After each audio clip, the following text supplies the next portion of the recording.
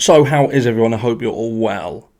So Kiely Rodni case is kind of gripped everybody because I think this is one of those cases that kind of feeds into that need, that want for something to get a teeth into, which is, let's not beat around the bush. That's why many people are drawn towards true crime. They want to know the details. They are more interested in the more intricate and interesting cases. And look, the Kiely Rodni case doesn't seem to be like one of those cases that is an open and shut case.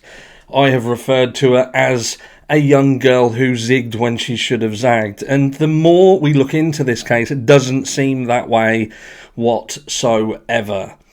Now, first of all, what we want to look at is this photograph, which shows a shot of a lot of the people who was at the party, or one of the segments of the party, and we'll come back to that in a bit.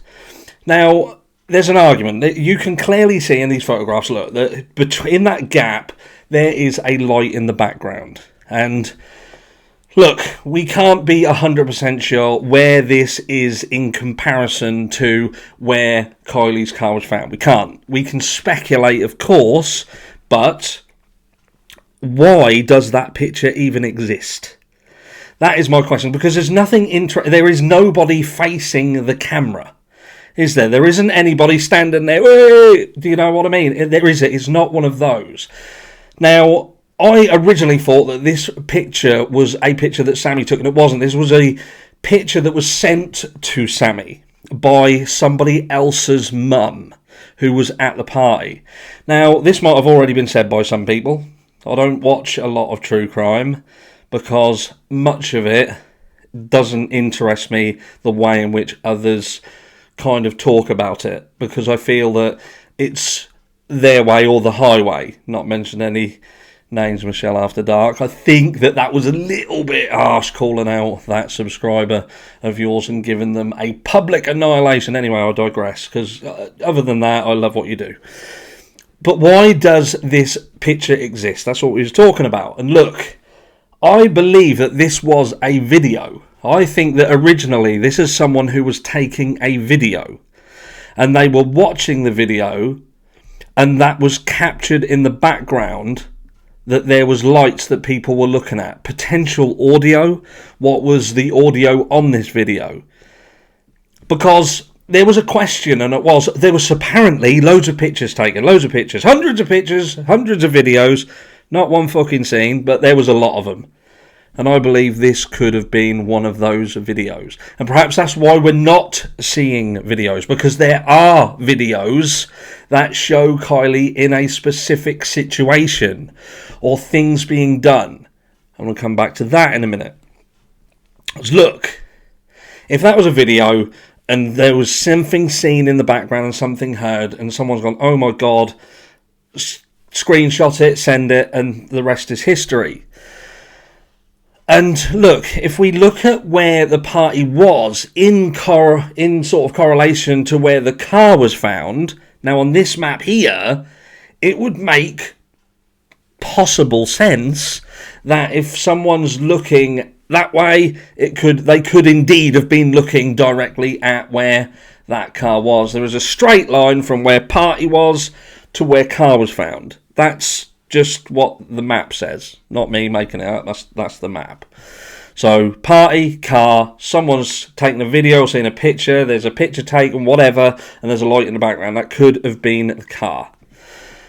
We also know that there are disparities between when said she was leaving, when Kylie's phone was shut down. There's a bit of a half an hour gap, half an hour window. We know that the car last pinged by the lake was that as the phone entered the water, and the phone has shut down because of water ingress. Depending on the phone, if she's got a modern iPhone, I don't know at the moment because I'm unsure what phone she uses, but the vast majority of us are iPhone users.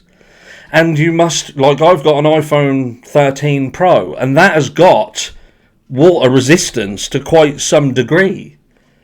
So the phone wouldn't go off for some time after the car has hit the water. If that phone is in her pocket, don't get me wrong, the battery might have been flattened, but the phone might have run out just as the car was entering the water. That's some bad luck, isn't it? That your phone goes dead just as your car is about to go into a lake. That's some real bad luck. But anyway, again, I digress. Well, look, no one saw her. And this is one of the things that bug me about this party, because there's 300 people. That's what you led to believe. 300 people. You can get lost in 300 people. But what happens at these parties is they form smaller groups. You get groups of them. There's not 300 people in a massive mosh pit 100% of the time. You get like little parties formulate off. And that's what I can't grasp, that nobody seems to be able to say that they saw Kiely. You get kind of snippets in the background, things have come through as hearsay, or someone else said to someone else who said to someone else, and their cat let it out of the bag, that Kiely was that drunk she could hardly walk and talk.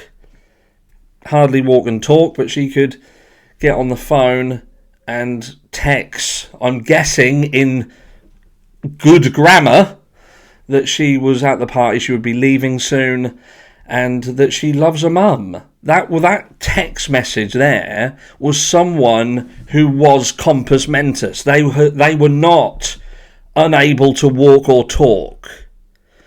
I have sent a few texts when I've had a few too many to drink. Not so much now, I'm good. But back in the day, back when Harsh was young and vibrant, and you would look at them text messages the following day and think, what the mother... Do you know what I mean? That's what you'd think. What was that all about? That was nearly as bad as Jodie Sue Brown.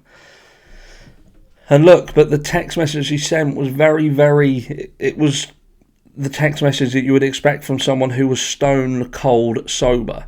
So if that's the case, because you've got to think, right, was she completely drunk?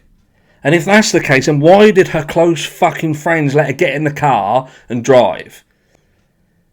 Like, that's not being a friend. That's not being a friend. If it's something more interesting or whatever. But apparently these people then left not that long after. So if that's the case, then it doesn't make sense. Anyway, that's for another day.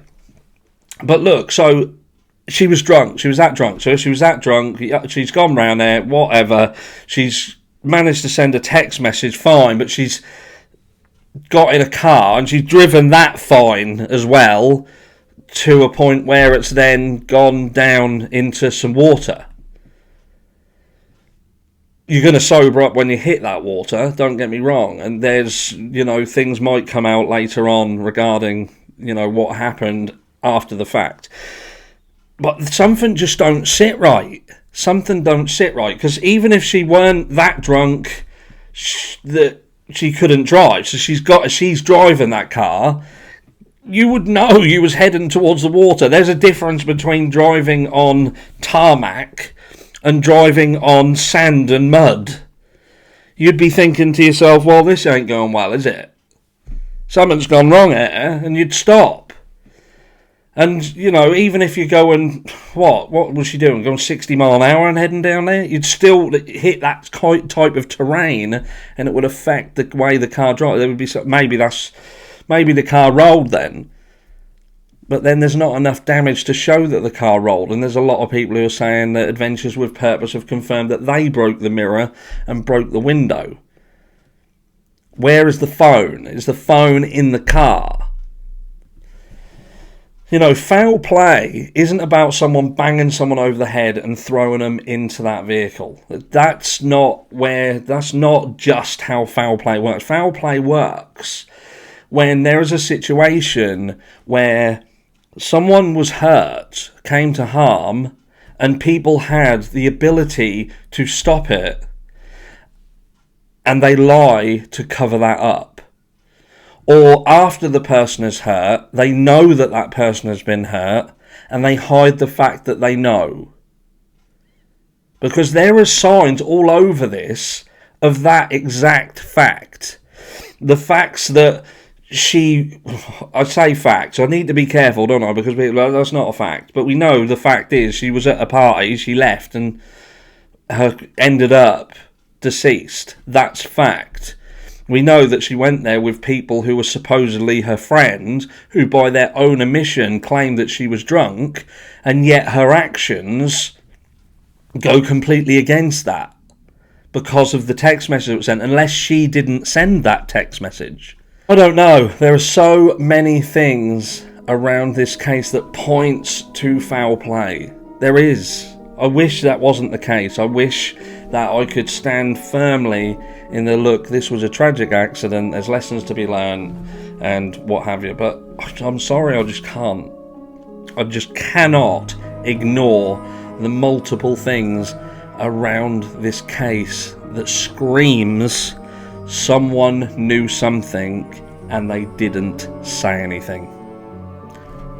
I'll catch you on the next one.